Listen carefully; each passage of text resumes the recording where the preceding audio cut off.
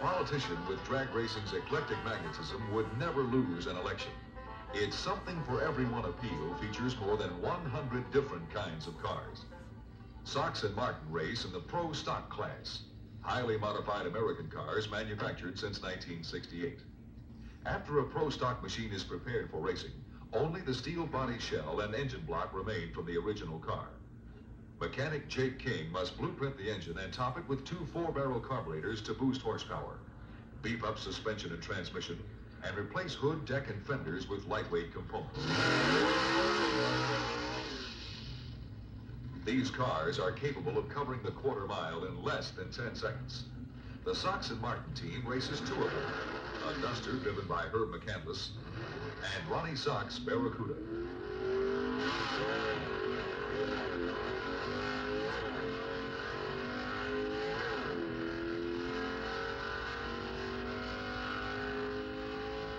In addition to Pro Stock, there are 3 other professional racing classes at the World Finals. Fuel dragster. They're supercharged, burn nitromethane, develop 1,500 horsepower, and blast through the quarter in less than 7 seconds. Gas dragster, most with twin engines. These are the gas-powered cousins of the fuelers. Funny car, the name given to the fuel-burning, plastic-bodied Frankensteins of the sport. The non-professionals are in the sports racing category, which includes competition, modified, super stock, and stock classes. These machines and the people who race them are the flesh and blood of drag racing. Well, I think the non-professional drag racer has got to be one of the most dedicated persons to this any type sport, because if you just look around the pits and see the time and effort they put in this equipment and all the expense they go to traveling thousands of miles to get here, just for that one crack at the title, I think they're definitely a dedicated bunch. From the slowest stocker to the wildest AA altered, they all feel the same. Dedication can't be measured in dollars and cents, but it's a start. I have a 63 Plymouth 426 wedge. Cost me $2,000. Oh, about $5,000. About $10,000. 13 grand maybe. Probably 20. You're looking at around $30,000. $32,000, $33,000 for the total car.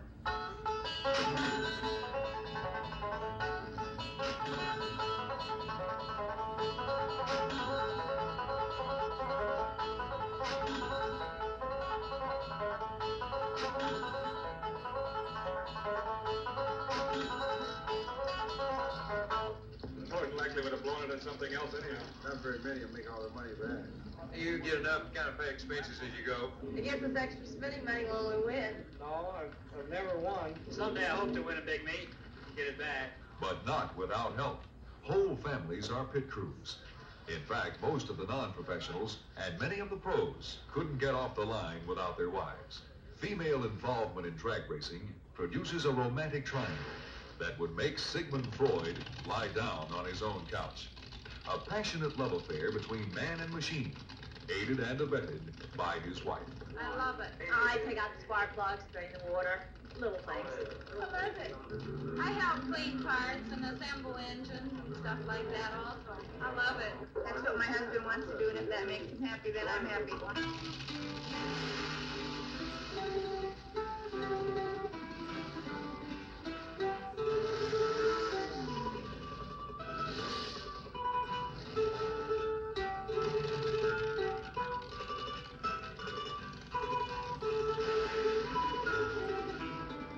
Do it for love, and they do it for money. But most do it for love. Spend a ton of cash and even more hours just to roar down a quarter-mile strip of asphalt faster than the other guy.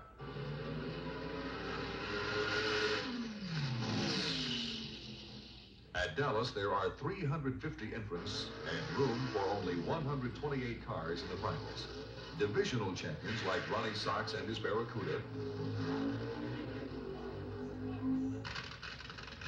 or Assassination, a funny car driven by John Decker, are guaranteed a place.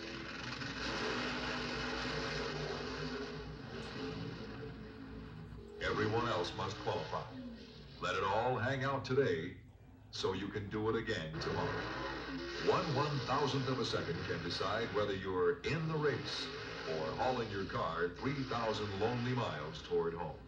All right, here we have the old trapper. He's from Shorewood Park, Alberta, Canada. Albert Branham, the driver. The 1970 Barracuda.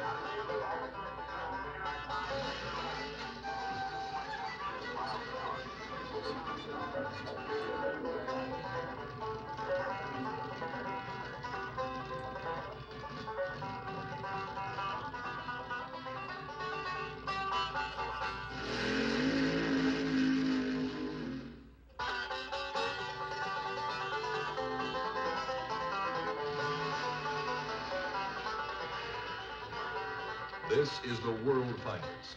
16 cars in each of 8 classes race until only one in each class remains unbeaten, the world champion. Every race is the big one. If you lose, it's a long wait till next time. And in drag racing, defeat can come to winners as well as losers. An early round victory is worth exactly nothing if a sick engine, a broken transmission, or an accident keeps you from continuing.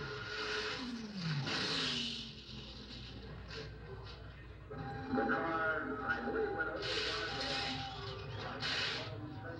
or crews or what have you, let the emergency crew do their job. So Love won the race, but lost the war. I just received word that the driver is out. Marshall Love is out of the car and walking around. It's funny car time, ladies and gentlemen. The plastic-bodied replicas of Detroit Iron. Some 1,500 horsepower available to the drivers. Moving out into the breach area, John Decker from Denver, Colorado. Decker driving a Plymouth. His opponent, Houston Platt from Atlanta, Georgia. Platt driving a Ford. So it's Ford versus Chrysler in this one. They move the Ford to the starting line. Try and wait for the smoke to clear so you can get it going. You think about a lot of things, you know, how to stage and how many RPMs, watching the oil pressure, and trying to figure the best place in the track, and just a lot of things to think about.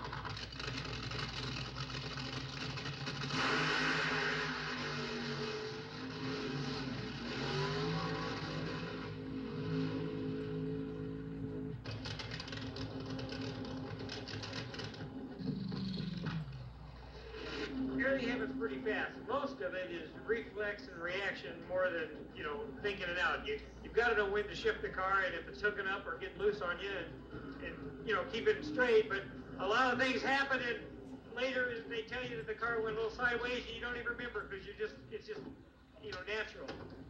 All right, ladies and gentlemen, moving out of the staging lane, the popular Ronnie Sock. Ronnie Sock, which is probably the racing champion. Someone pulls up beside of you, see this real white and blue car, you know they're going to take a shot at the lights, and so you've got to be on the ball on the lights yourself. In every drag race, the red light means the same thing. You left too soon, you lose. A complicated handicap starting system is used by the non-professional classes. Here's how it works. If the national record for your type of car is 2 seconds more than the national record for your opponent's type car, then you get a 2-second head start. In the modified final, Carol Carl's 55 Chevy is allowed to lead more than 3.5 seconds before Dave Armbruster's B. Dragston. Armbruster can't catch Carl, but it wouldn't matter if he did.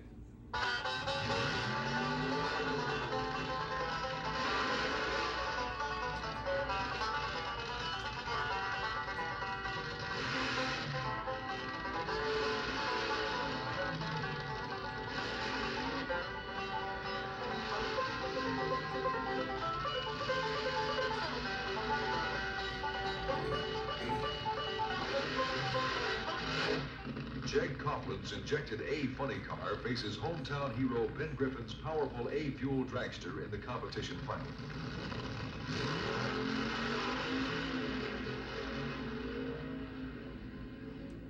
Griffin comes from behind to win in record time, 7.41. Right now, 20 car time. It will be Gene Snow, Grant Butcher, up against Captain Fernandez, Mike Snively, funny car. Two pistons blow on Snow's fire red rambunctious, but he wins anyway, as Snively red lights. In one of the Pro Stock semifinals, Ronnie Sox faces Jim Hader's 9-second Camaro.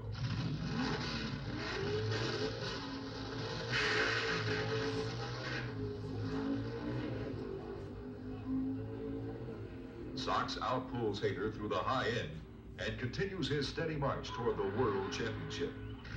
The Top Gas Eliminator Final is a dream race.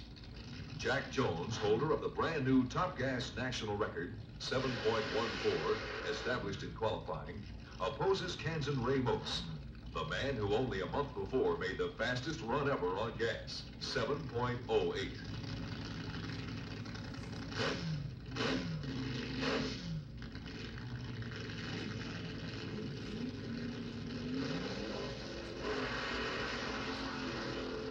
It's Moats all the way, as one of Jones' twin engines fails because of a broken magneto.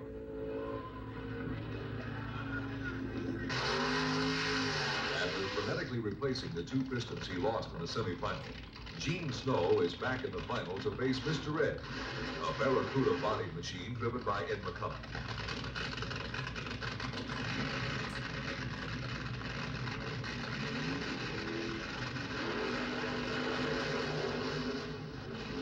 Mr. Ed's two-speed refuses to shift, and Snow wins it with a 7.03. In the top fuel final, it's Californian Ronnie Martin versus Kansas John Wheatley.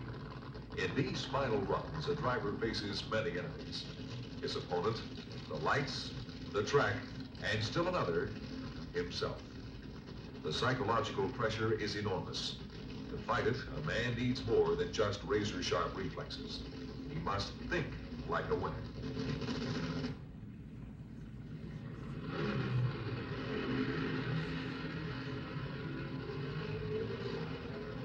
Ronnie Martin wins by inches.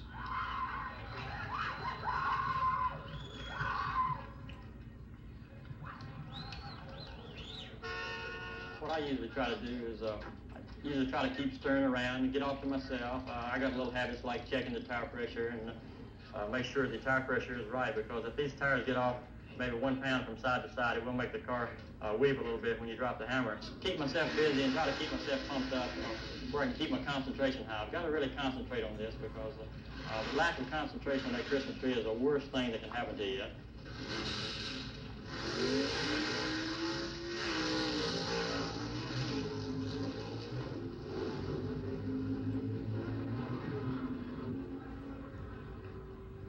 Ronnie Sox beats Harlan Banky by 6/100ths of a second. Ronnie Sox, NHRA Pro Stock World Champion. He's fantastic, really. You just put him up against anyone and he comes out on top.